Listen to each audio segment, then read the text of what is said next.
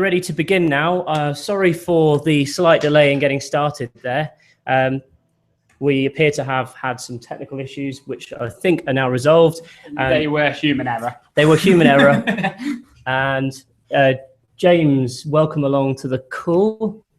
It's a great pleasure. Very good to be here. It's great to have you on board. Yeah, so I guess first off, this is the first in an ongoing webinar series, so we're quite excited about it. We're going to be talking to a different expert within the industry each month. And for the first one, we're joined by James Cridland. So James is a radio futurologist. Yep. He runs the Media.info website. And he's also been really very much at the forefront of radio for the last 20 years or so. And he's worked with some of the biggest brands, BBC, Virgin. Most of the brands you will have heard of in radio, James has worked with them, either as a consultant or working directly for them.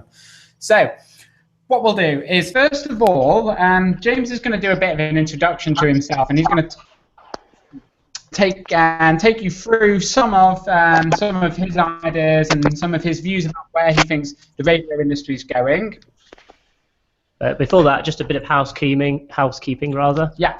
And we're just going to take you through what it is that we're going to cover in today's webinar. So firstly, just let's quickly run through, because we apologise that we're 10 minutes late, so we'll just run through this real quick. This webinar is really valuable to you if you work in radio, if you own an internet radio station, or if you're interested in radio and perhaps you're thinking about going into the industry. We're going to be discussing how is the radio industry still growing, how your listeners are discovering your station, and also, is this the bitter end for AM, FM and DAB or not? Is there still opportunity out there for niche and local stations? Also, how you can future-proof your station, how you can ride the latest trends and take advantage of the latest opportunities to make sure you don't get stuck in the past or left behind. Then we're going to move on to looking at services like Apple and Spotify and discussing whether they're a threat to your station or whether you can actually leverage those platforms for your own benefit. We're also going to look at whether internet only is now a viable business model and what the new routes into broadcasting are. So we're gonna look at stations like Soho, Monocle, and obviously the most widely known one of recent times, which would be Beats One. So yeah, we're going to look at how they're growing using the internet. We're also going to look at how your station can use podcasting and on-demand audio to create more of a presence within your genre and to do more with less, essentially. We'll go into that in a bit more detail in a bit. Yeah. And then lastly, we're going to look at some of the new ways to generate new business and how partnerships are this new form of advertising and these different ways of generating revenue and monetizing your station that simply didn't really exist a few years ago. Absolutely. So, why should you tune in? Well, we're going to be covering some exciting stuff here. It's always important as a radio station owner that you keep up to date. And really, our objection here is to give you as much information as possible. And also 2 points of view, because we come from a very internet radio background, obviously. We've worked with wave streaming and Radio.co for many years. And obviously James comes from more of a terrestrial background, working for larger stations, BBC, Virgin Radio, Absolute, etc., from a more AM, FM and digital DAB point of view. We're not selling anything today, by the way. We just want to highlight how you can take advantage of the changes and talk about how to be best positioned to really exploit them.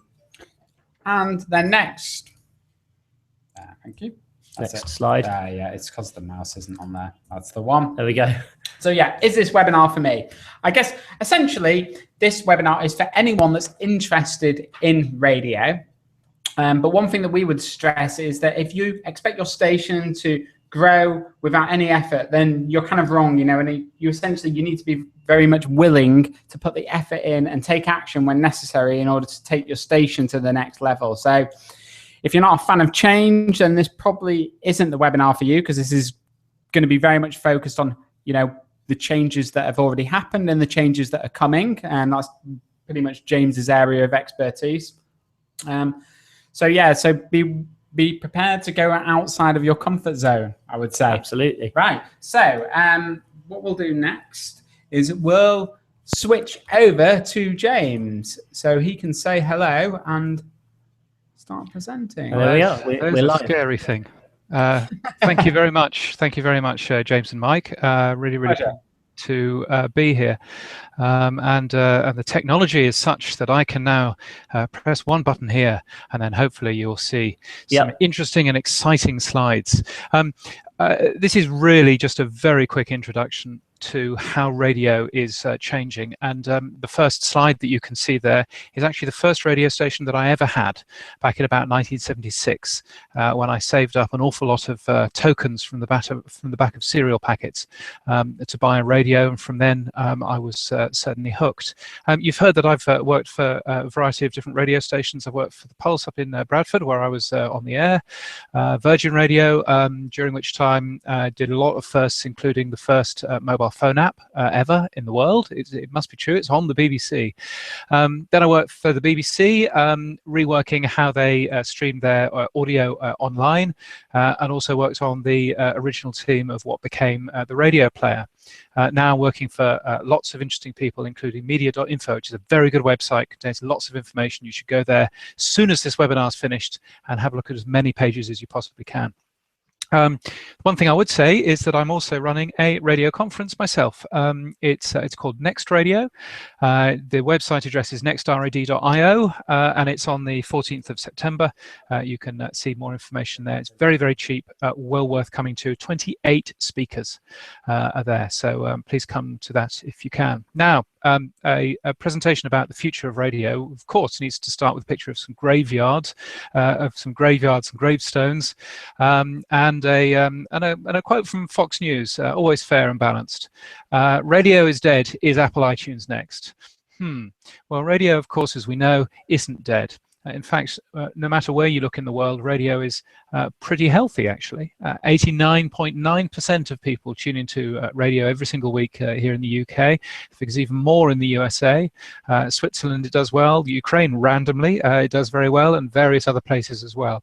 And that's partially because radio is really good at reinventing itself. It's reinvented itself really, really well across a variety of different areas and platforms.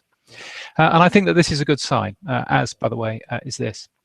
And in fact, if you have a look at some of the papers, this is a clipping that I found last year. And it reads, officers went to the Discovery Centre regarding a suspicious vehicle.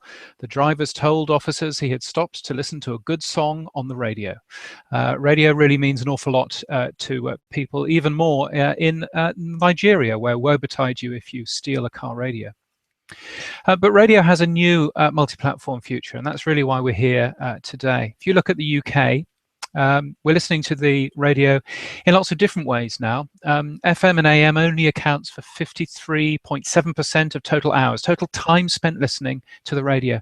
The rest is shared between radio through the telly, radio over DAB, which is a broadcast technology here, and internet radio and mobile phone apps. You probably think that this slide is in order, but it really isn't. As you can see, DAB is doing particularly well. Broadcast is still a large area in terms of radio. Actually, as we look, radio is changing. It's changing here in the UK quite substantially in terms of how people have tuned in. But radio itself hasn't actually changed an awful lot. There's a nice police helicopter going over my house at the moment, which you can probably hear as well. Maybe they want to find out the latest information about the radio. In Norway, you can also see some quite some change in terms of how people are consuming radio. And that's going on in the US as well to a degree. Pandora is a algorithmic music jukebox. It's not really what I call radio, but that's doing fantastically well. Live simulcast radio through mobile phones and things, not increasing particularly well, but there again, not decreasing either, which is pretty good news. Although smartphones clearly are taking off all over the world, and that clearly is where part of our future is. I think also there's a story about on-demand radio as well. Here are two graphs. One graph which shows you that on-demand radio isn't worth thinking about, on-demand, listen again, podcasting, all that kind of thing. And then another graph which shows you that actually it probably is. You can see some real peaks here for on-demand listening, which is the blue in this graph. You can see some real peaks here at about 3 o'clock in the afternoon, and then at 11 o'clock at night, where on-demand radio actually beats live radio, which is the green. So you can see that there's real opportunities in terms of on-demand radio, even though the total hours is still quite small. And other people have certainly realized that. I won't bother reading this slide to you. The way that we make radio is changing as well, and clearly Radio.co is part of that. I think if you were to look back at how radio once was in the 1970s, you'd see people spending millions of pounds on radio studios. Now you have virtual radio stations like Fun Kids, which has the use of a radio studio for a few hours every day. They make a great radio station which goes out on DAB and online, and they do a really clever job. Jazzabit, very interesting, in Oslo, in Norway, where everything is run off one computer. But I think the future is probably where play-out, processing, encoding is happening in millions of computers in your mobile phone. And to a degree, that's happening now.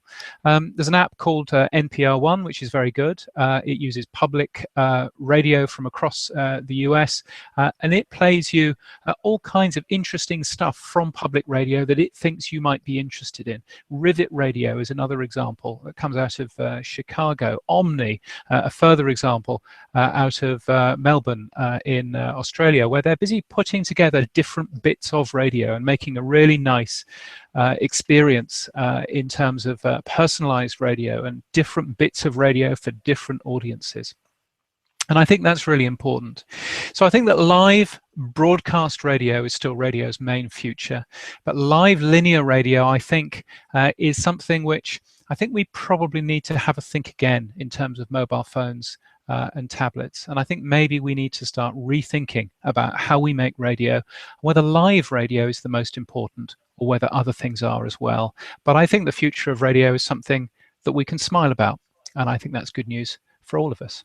So thank you very much. I hope that was helpful, and I look forward to taking part in the questions. Excellent. Thanks, James. I think that was really interesting.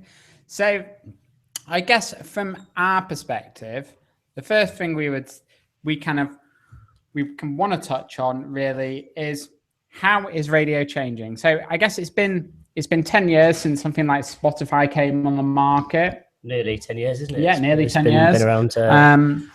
So let's kind of dive into that a bit more. And I guess because ultimately, there's big companies getting into launching streaming services. Apple and Amazon, two of the biggest companies around, have recently done this. So why is it that you think that's happening? Well, I mean, I think certainly on-demand music is really important, and on-demand music is clearly, a very different thing to radio. Spotify has been there for a long, long time. It's become much, much easier because Spotify essentially have done all of the deals and helped people understand what a live streaming service can be. Spotify have actually made that much more simple for other people to launch services, some of which have closed down, some of which are still going. And clearly Apple Music and Google Play Music, which is the service that I use, three very large music services, but there are plenty of others out there. I believe that LG is just about to launch a brand new one across most of Asia as well. So I think, really, really interesting seeing how different people are coming into music services such as this. Okay, so do you think this is overall, do you think this is a good thing for the radio industry? Do you see on-demand as competitive, or do you see it as complementary? Well, I certainly see services such as Spotify or Apple Music as being competitive in terms of our share of ear. The time that we have to spend to listen to great media is clearly time that we only have once. We can't multitask that. So therefore, any additional choice is important. But I think on the other side, I think that actually great radio does much more than just play 10 great songs in a row. If all that a radio station is there for is to play non-stop music with a couple of jingles in between, then to my mind, radio deserves to end up dying. Thankfully, quite a lot of radio isn't like that. Quite a lot of radio is much more than that. And I actually have a definition of radio, which is audio with a shared experience and a human connection. And I don't think automated stuff like Pandora is either a shared experience or indeed much of a human connection either. And I think that that's really where radio scores. Yeah, I think actually that's really important to us. And it's just something that we've discussed before, James. And it's about human curation and how important that is. Human curated audio experience, because at the end of the day, you can't beat, someone's intelligence and someone's sort of ability to discover and entertain. Well, that's it. And I think if you go back a few years, I guess what was supposed to happen is that everyone was supposed to become a curator. But the problem with that is that actually I don't trust Joe Bloggs as much as I trust Iggy Pop, for example, on a Saturday afternoon. Yeah, no, I completely agree, and I think that there is. I think that there's a real curation that great radio presenters have. And by the way, great radio presenters, not just in terms of music, but also in terms of all kinds of other things as well. Fantastic radio is all about storytelling. Is all about, telling a fantastic story, as doubtless we'll hear from some of the speakers at Next Radio later on next month. And I think that actually really points out that, great radio is that human connection. It's not just, Zane Lowe finding a good song to play you. It's more than that. It's actually that shared experience, that human connection. That's what great radio is all about, I think. Yeah. So that's that's a constant in radio, isn't it? And yeah, indeed, and I think it's a constant that radio has, and services like Pandora or Google Play's millions of radio stations, which it also has on there, can't actually offer, because an algorithmic jukebox that that nobody else is actually listening to, is a very different experience to an experience of joining the rest of the world. You'll listen to your own music collection if you want to hide away from the world, and that's fine. And there's great times in the day and in the week when you want to end up doing that. But you can also join the rest of the world by turning on a great radio program or indeed a great podcast. Yeah, absolutely.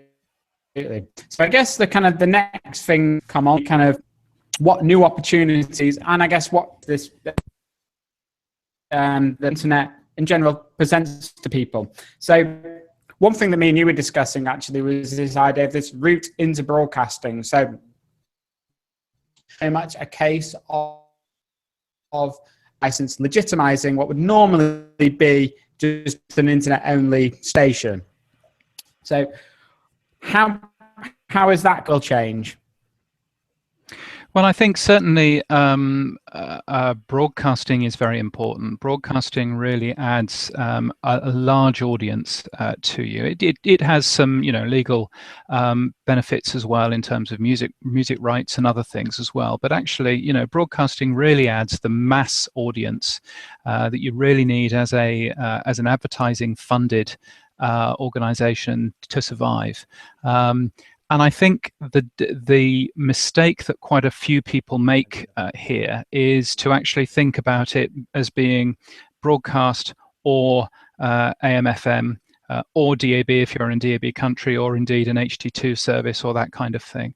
I think that people confuse looking at all of those services and going, well, which one should we be on? And the answer is no. In fact, the answer is not which one should we be on. How many of those can we afford to be on? That's the really important thing. And actually, people will go and use a platform that has the right content for them. But they will also not necessarily find you if you're not on the platform that they want to end up using. So it's really important that your radio station is available online. If you can get it onto a DAB service, and it's getting cheaper and cheaper in many parts of Europe to end up doing that. If you can get it onto an HD2 service in the States, in some of the Latin American countries which are rolling out HD2, then that's absolutely great, and you should be there as well. And if you can get a prized FM transmitter, if you can get a low power FM in the States, then absolutely be there too. It isn't an either or; it's an and that's hugely important. And by the way, live as well as on demand, because that too is important as well. So that's really about kind of spreading your reach as far as you can. Yeah, it's both spreading reach as far as you can, and also appreciating that there are a lot of people who, I, for example, don't have an FM radio in the house. I am slightly unusual in that, but nevertheless, that means that if you're an FM radio station and you launch around where I live, chances are I probably will never find out about you, and I'll only find you if you're streaming online or you're on DAB as well. If you're streaming online, of course, then there are also another 30,000, 40,000 different stations vying for my listening time as well. So I think it's really important for you to be on as many platforms as possible, just recognizing that different people use different platforms. Okay, so I think what we're going to do just very quickly is we just wanted to basically ask everyone to join in with the conversation. We've had a couple of questions, but we'd love to have as many questions in as possible. So if you want to tweet us, it's at Radio.co and at James Cridland. And the hashtag we've been using is Future of Radio, just so people know how they can sort of join in with the conversation. We've got Jamie in the office who's kind of keeping an eye on everything. So if you have questions, please send them through and we'll quite happily answer them, and whatever they might be. Links to what we've just been talking about, kind of links to an interesting point that someone's just made, which is, do you think audio/radio/podcasting someday will stop being so hidden in Google compared to video? Because at the moment, you do see a lot of video coming up at the top of Google compared to, exposure on, radio and exposure on, audio files. I mean, I guess there's SoundCloud to some extent coming up on Google listings. Right. But Google definitely favors video, I guess, because of YouTube primarily. Well, I think that's quite an interesting question. Yeah, I think it is a really interesting question, and I think if you look at Google, if you look at what Google does, it's not really indexing the video, the contents of the video. It's indexing the metadata around that video, the title and what's in it, and the all the information that somebody types into YouTube alongside that video. It makes it quite easy for them to index, but they're not going through every single video file. Similarly, in terms of audio, they can't look through every single audio file either. So actually, making sure that I tell a lot of people, if you're putting great interviews, for example, online, see if you can afford a fantastic transcript of that, so that you've actually got it in text as well, so that some people can listen to the audio, and that's great. Some people can read the text of it. NPR do a great job of doing that. There are other organizations, Current.org, which also does that kind of thing around some of its interviews that go into its podcasts. So that's really important, as well as putting your audio where the audience is, and that includes YouTube, by the way, but it also includes services arguably such as Audio Boom and SoundCloud, and services like Omni Studio, which will also help you do quite a lot of this stuff. So again, it's really making the most of your content, making the most of the great content that you already have as a radio broadcaster. Where else can I put this?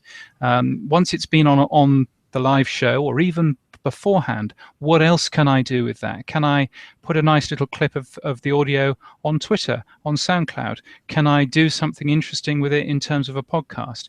Can I send the audio to a variety of different news websites and say, look, here's the interview that we're just about to end up broadcasting. Do you think it's a story? There are lots of interesting things that you can do with great audio that you have. So I think that's really interesting, actually, that point about, doing more with your content, getting your stuff to more places, because that's where, you know, people are going to be. So you're taking, you know, rather than just relying on people discovering your radio stream, you're taking it to where they're going to be. Yes, and I think, you know, Beats One as well is giving just a really easy thing that you can do with great audio if you're a live radio station, and you can do this with Radio.co as well. Don't just broadcast it once, but broadcast it twice. You know, Beats One isn't live 24 hours a day; it's live 12 hours a day, and then it's one big repeat. And you know what? There's no problem with that at all. It's actually taking the great pieces of content that you have and extracting as much benefit, as much value as you can out of that. And I think that's a really, you know, simple, straightforward way of actually getting the most out of some of the audio that you have. Okay, so something that I'd be interested to get your opinion on, James, is we've got Beats One that's just launched recently, and you know, one of the biggest brands in the world that's launched that. We've got stations like Monocle 24, which is very much a very aspirational station, and then there's smaller kind of niche stations, just Soho Radio, in Soho in London, and they're all digital internet-based stations. So do you think that's becoming more of a viable business model to just be digital only, just be internet only? Sorry. I think it's certainly more viable in terms of your costs, because, you know, clearly it is much cheaper to start off doing things online, seeing what people like, making mistakes, seeing what people don't like, and actually moving on, you know, from that. So I think, you know, that's a great first step. And I think, you know, it's really interesting. I went to see John Gaunt a couple of weeks ago, and John is a very well known in the UK, very well known radio presenter, quite outspoken. He started about 3 or 4 months ago. He started doing his own podcast from his spare bedroom, using his Mac, and that was all. And he is now, you know, I visited him where he was just putting the finishing touches to a brand new studio complex, launching very, very soon with a live radio show, really now spending the money because advertisers are coming in and advertisers are talking to him. And I think it's a great start. Stories recently, definitely, haven't there? Yeah, I mean, I think it's a great start doing that kind of thing, and there's more and more people who are now setting up their own radio stations, using tools such as yourselves and other companies as well. You know, doing things like, you know, Kickstarter where you can, and that kind of thing, and actually using the power of you know, of the fans that you have to be able to start putting together some really interesting stations. So I think that there is certainly from that point of view a real benefit. Where it gets difficult, of course, is that if you're an internet-only radio station, you don't necessarily appear on the advertising agency books. You don't appear in the official figures. You don't appear in the official radar figures, because they're for broadcasters as well. And so in terms of the revenue coming in, it gets much harder, which is why actually adding the legitimacy that you were talking about in terms of getting a broadcast license is really useful and really helpful. And by the way, in terms of music fees, does bring your costs down weirdly. You know, so I think that there's some really interesting things that you can do there. Okay, so touching on this idea of advertising, I guess that's very much, I mean, stations want to connect with, you know, potential customers, don't they? So do you think with a lot of, at the moment, what I've noticed is a lot of niche stations popping up? And, you know, there would have been a time where, I guess 20, 30 years ago, where a station just played all of the hits. It was basically, you know, a catch-all for everything. And now we're seeing less and less of that, aren't we? Yeah, which links nicely to the case study, which we're going to be talking about in a bit, actually, doesn't it? Yeah, the Absolute Radio stuff. Well, I mean, I think you know what you know what the internet is great at is niche, or as our American cousins call it, niche broadcasting, and it's just the way they talk, tomato, tomato. Yeah. But I think you know, that's really interesting, because the internet is great for that. We used to talk about communities of, you know, local communities, and we used to go out and run radio stations. You know, I was a broadcaster on one, and we'd be in sunny Bradford and talking about what was going on in Bradford and Halifax and Huddersfield, because of your local community. Now you can have radio stations which are all around a community of common interest. You can have radio stations which are just there for Beatles fans. There are a couple of really good Beatles radio stations out there. Radio stations that are just there for fans of Games of Thrones, you know, all those types of things. And by the way, podcasting as well. So I think, you know, there's a tremendous opportunity, I think, in terms of niche, and a tremendous opportunity, of course, in terms of commercial as well on there. I mean, one great example is Kistery in London. Kiss have launched a spin-off station, haven't they? Bauer Media, and it's taken off really. It's been a huge success story for them, hasn't it? Yeah. So what they've done, as have a lot of other broadcasters as well, is to take their main brand, their main brand of Kiss, to take that and to have additional brand extensions. And I wrote an article about this in allaccess.com this week, all about radio stations making those brand extensions aiming at older and younger audiences. The same's going on in Australia, where Triple J, which is the big sort of, you know, top 40-ish radio station, there has an older skewed radio station called Double J, which is online and on DAB+. It again is doing fantastically well, and there are other examples in, you know, Norway and other places as well. So I think, you know, taking your brand and extending that brand is also important as well, and has real benefits to you in terms of advertisers understanding what your brand is all about, and also keeping your audience in between all of those individual brands.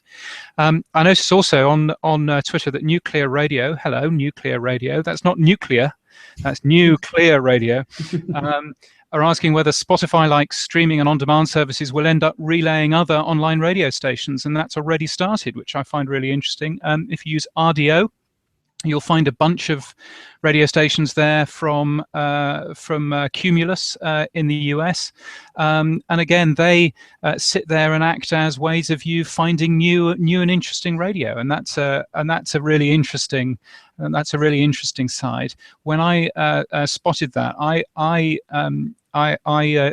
tweeted that I'm really surprised that people like TuneIn, for example, haven't been bought by Spotify.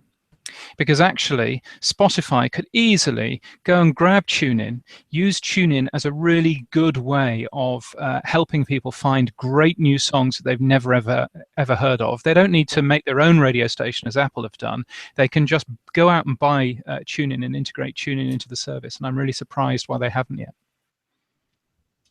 Around the corner. I mean, it would be a good way of populating with a whole bunch of thousands of live radio. Haven't they really started showing podcasts as well on Spotify? Spotify that did that. Yes, and so both Spotify and Apple and quite a few other organizations. I think Deezer as well is also incorporating podcasting in there as well.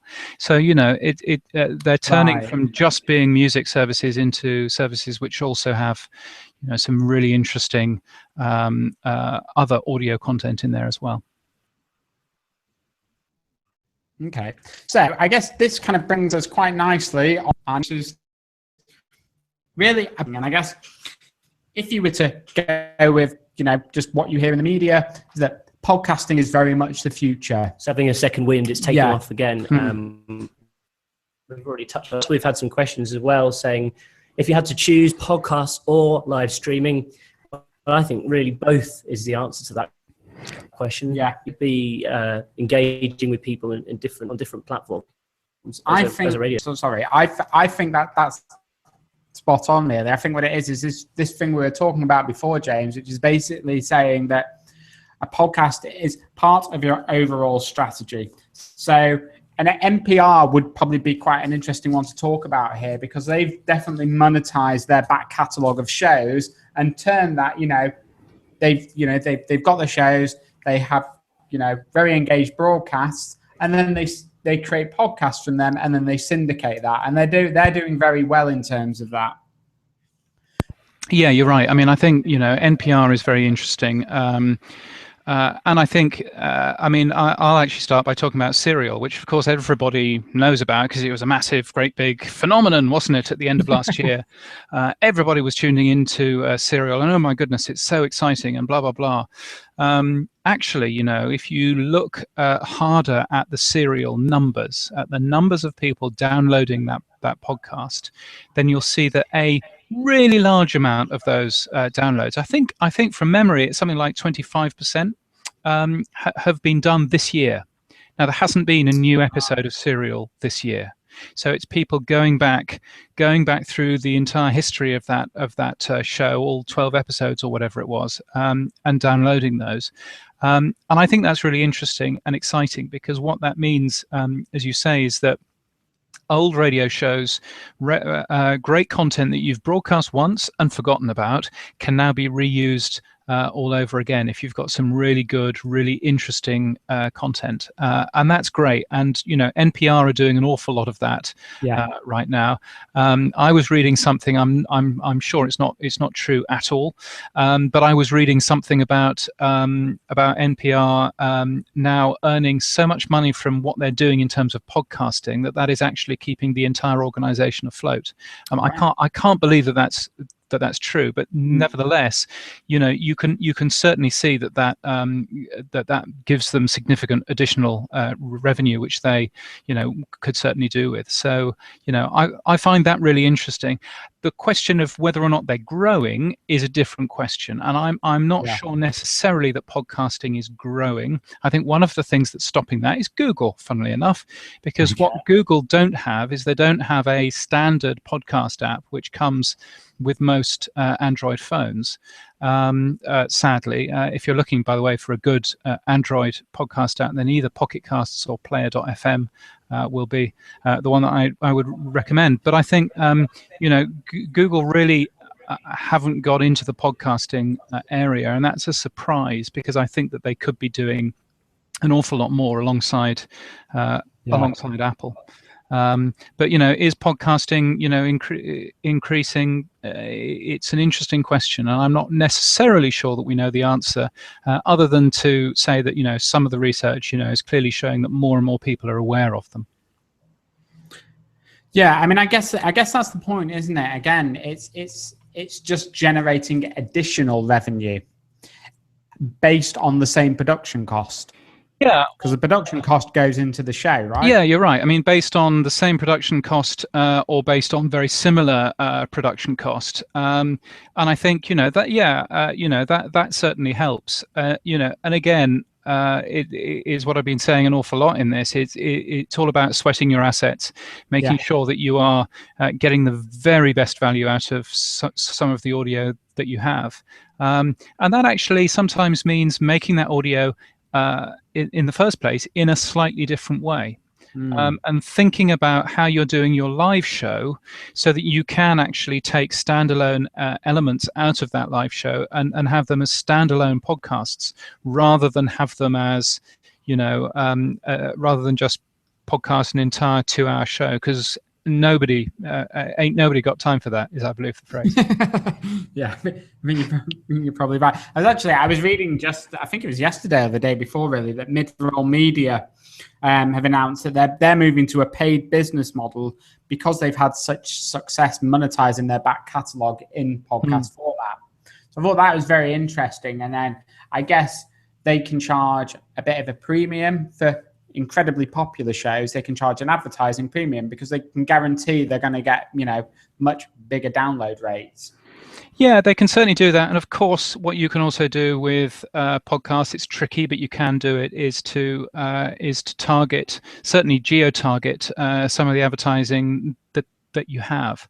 And more ad agencies are getting wise and are getting clever about how to do that. So there's a company in, I think it's based in Sweden, called Acast, which is doing a lot of very clever work with monetizing advertising.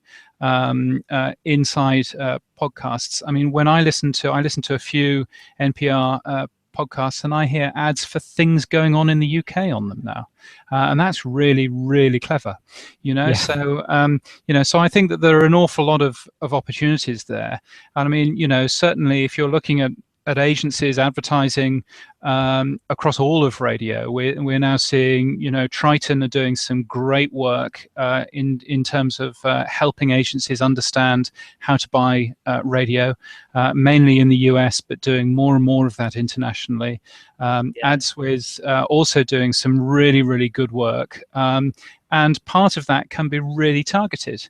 You know, if you want, theoretically at least, if I'm sitting there booking a flight to New York on my computer, theoretically, the internet radio station I'm listening to right now could actually have in its next ad break an ad saying, now you've booked your flight, how about booking your hotel? You know, I mean, there's the technology weirdly is already there.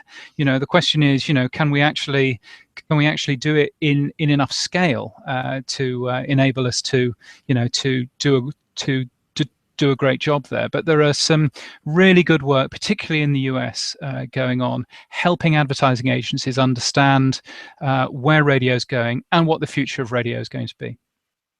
Yeah, that links in really nicely to the next topic, which is how radio advertising is going to change. And plus, we've had quite a few questions on this as well. So should we go through those? Yeah. So what I'll just reel a few off, and we'll try and answer them kind of cumulatively, sort of. So what will the future be like for online radio advertisements?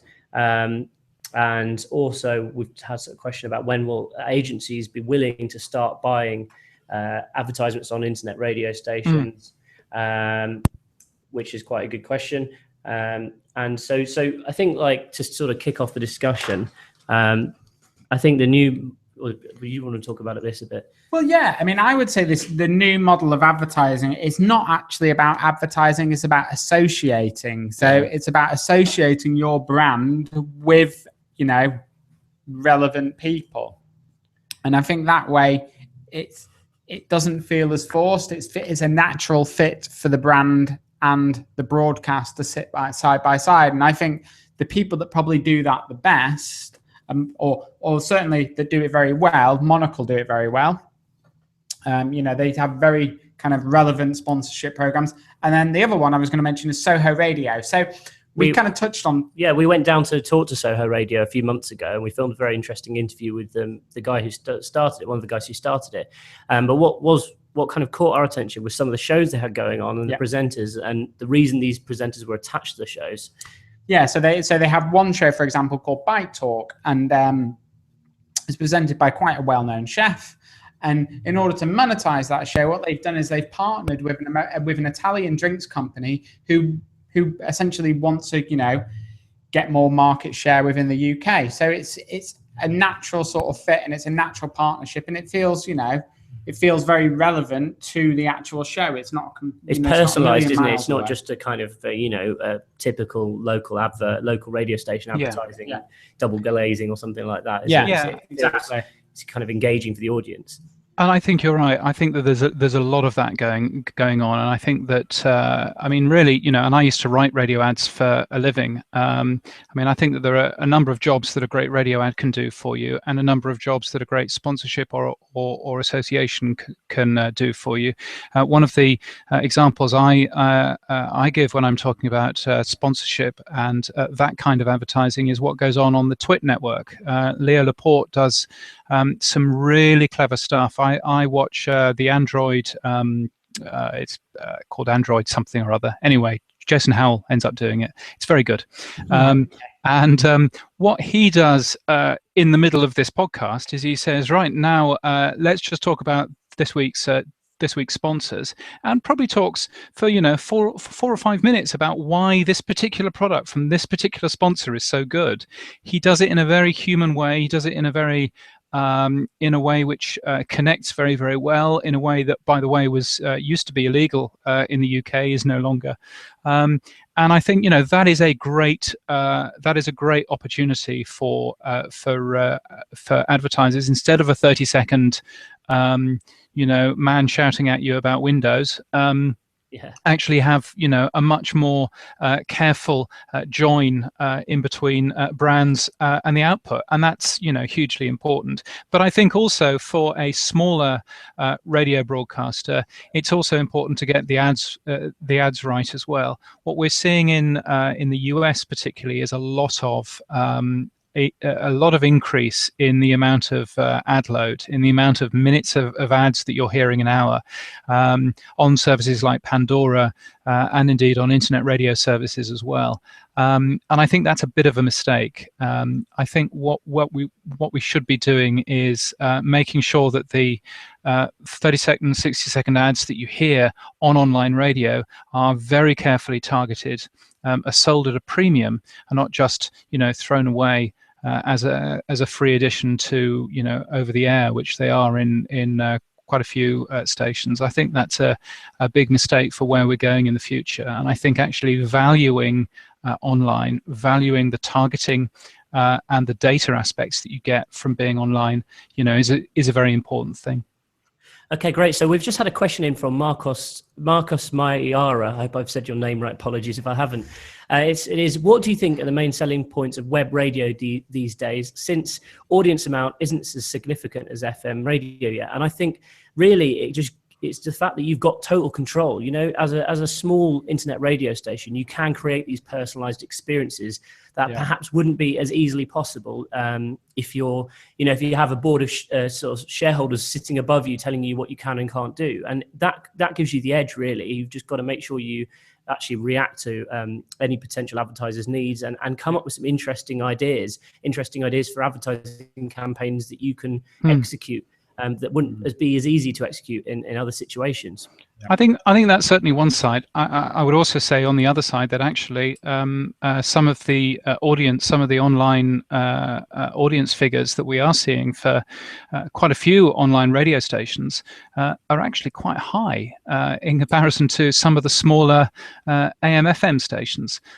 So actually, you know, it's not necessarily as David and Goliath as you might expect. And I think that, you know, once you start in terms of some of the advertising networks working together, so, you know, Triton being a great example of that, where they represent hundreds of individual stations, that really changes the game, because it makes it much easier for advertising agencies to go out and buy and to talk to your radio station, and makes it much easier, you know, to get in front of those advertising agencies in the first place. You know, so I think that's important as well.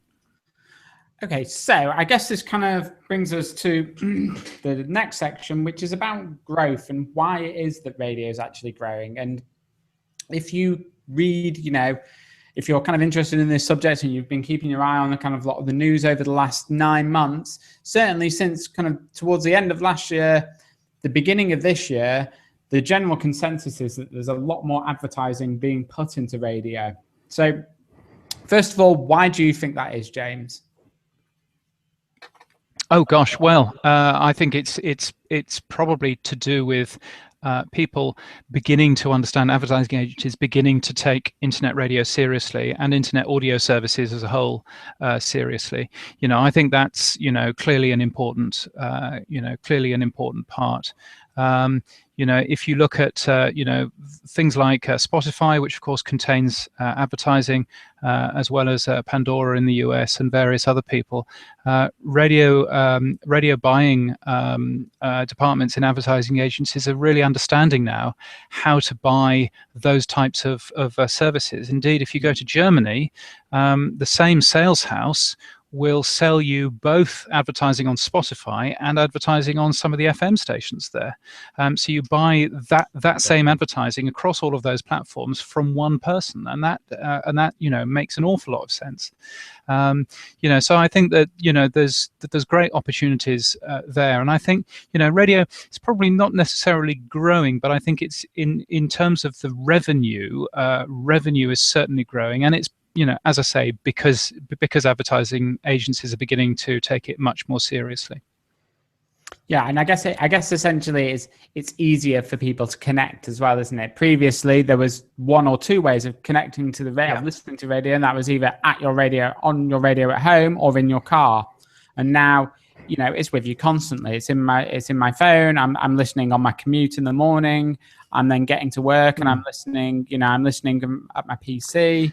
I would agree with that, and I think also though it's because actually it's never been easier to make great radio stations because the technology is there, and it's never been easier to add additional radio stations in there as well. So I used to work for a radio station. When I was working there, it's called Virgin Radio, and now it's called Absolute Radio. And what Absolute Radio did is they realized that one radio station couldn't be a radio station for everybody. So as you can see, they ended up launching a bunch of different radio services, both a classic rock service, but also all of these decade services that you can see there. So Absolute Radio 80s plays nothing but songs from the 1980s. A really interesting model in that relatively easy for them to make all of these because they have all of the studios already, they have all of the playout systems there already. So actually the incremental cost is far, far lower. But it's had some really good effect on their figures as well. So if you look at their total hours figures, the total time spent listening, then you can see that there's a tremendous growth from the launch in about 2009 of some of these services up to the end of 2014 in this particular graph, where you can see that actually in terms of total hours, it's almost, it's more than doubled the amount of total hours, the total TSL that the Absolute Radio brand has had, and it hasn't really eaten away from the main station at all. So I think that's really interesting, and that means that clearly Absolute now has twice the airtime to go out and sell as well. So I think brand extensions are really important, and I talked earlier about triple J and double J. In Australia, there's also Triple M in Australia, which is a new rock station in most parts of Australia that has a Triple M Classic Rock, which is an additional service that they've made. NRJ across Europe have loads of different radio stations as well online. So it's additional ways of keeping people within that brand. And ways of then upselling your advertisers by selling them network, not just one individual station. If you can go out and sell them the Absolute Radio network in this particular case, then you can see that you should be able to get more than twice the amount of cash out of your advertisers. Yeah, and it's what's really interesting about Absolute is we're essentially seeing what is a big corporation act very much like a startup. Yeah. By the way, there is a full video which you can watch, which tells you we actually went and spoke to Paul Sylvester, who's content manager, is it? Inside. Yes, he's a very nice man, and a man that wears very good scarves. And yeah, so we went down and we videoed him and asked him about this stuff, and it was fascinating hearing about how he was talking about it. Also, there is a full video which it's about half an hour long or something. Yeah. So you need to go and check this out, guys. It's on our website somewhere. Yeah. I mean, that's it. I think actually I would definitely argue Absolute are really on it at the moment. I don't know. I mean, I don't know if with the pre-2009 period for them, James, how were they as a company? How were they doing then? And well, when it transitioned, because it was originally Virgin Radio, and then it transitioned to Absolute, didn't it? That's it. Yeah.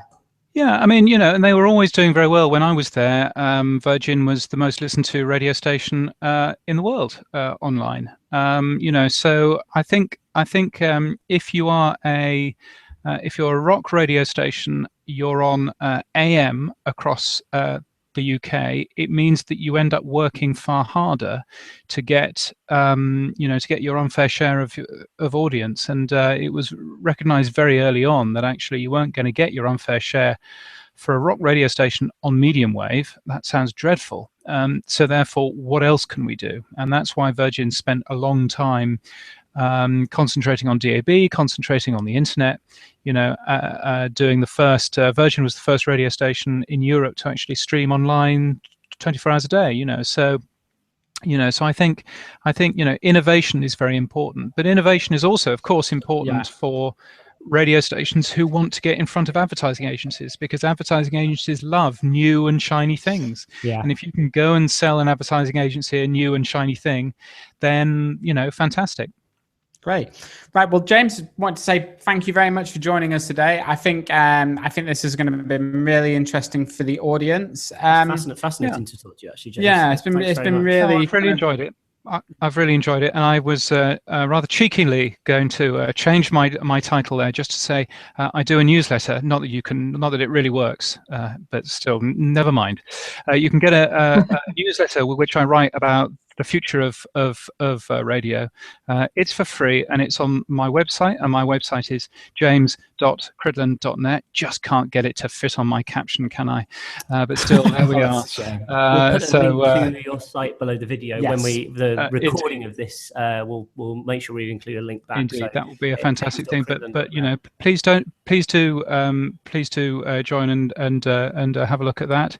And if you fancy a fantastic day about the future of radio, some great radio ideas, then Next Radio is the radio conference for you. It's much more details at nextrad.io, and you'll also see the last 4 years of Next Radio in video form for you, just to have a look whenever you like. We're going to be there as well. Yeah, we are. We're going to pop down. Yeah, we're looking forward to it. So I can't wait. It's only a few weeks away now, so that's exciting, isn't it? Indeed. Tell me about it. Yeah. Excellent. Right. Well, thanks very much, James. It's a great pleasure. Cheers. And then just to finish up with, we'll just quickly, for anyone who's not aware of Radio.co, we thought we'd just fill you in on what's been happening over the past couple of few weeks. We've been live just over a month now. Radio.co is a live streaming platform. I'm sure most of you are probably already aware of it, but for those of you who don't know, basically allows you to quickly build an online radio station with very minimal experience and without a kind of a big, expensive, fancy studio setup. Anyone can do it just using their computer. You can control every aspect of your station from the cloud, from the web browser. Live DJs can connect and broadcast from anywhere. You can connect and broadcast from any device. Any device, well. Yeah. So it's really easy to get going. And you can easily switch between your live DJs and your automated schedule. So you can build playlists and all that kind of stuff. And you can do something very similar to what James was talking about before. In the same way that Beats One does it, they do 12 hours of live broadcasting a day, and then they repeat that in the evening. Yeah. So you're filling your full 24 hours. Geez, so it's been a bumpy month. I think it's taken off really beyond our expectations. We've already got a bunch of great reviews on Trustpilot, which is great. And we've tried to really create like Radio.co as a sort of one-stop shop for internet radio. So you're not sort of just buying into a bit of software that you go to the store and come home with a CD and put it in your computer. This is a platform which is future-proofed in that we're rolling out updates on a pretty much a daily basis, updates and improvements. Yeah. We've already added a load more new features which clients have demanded soon after launch. And we've got a lot of stuff planned as well. So by getting access to the platform, you're getting access to any improvements we make pretty much straight away. Yeah, and I think it's worth pointing out that the system is designed for broadcasters. It is designed to get out of your way. It's not. Radio.co is not about us building tools that then drive traffic to our website. It's about helping you drive traffic to your website. Absolutely. So it's almost like a white label service.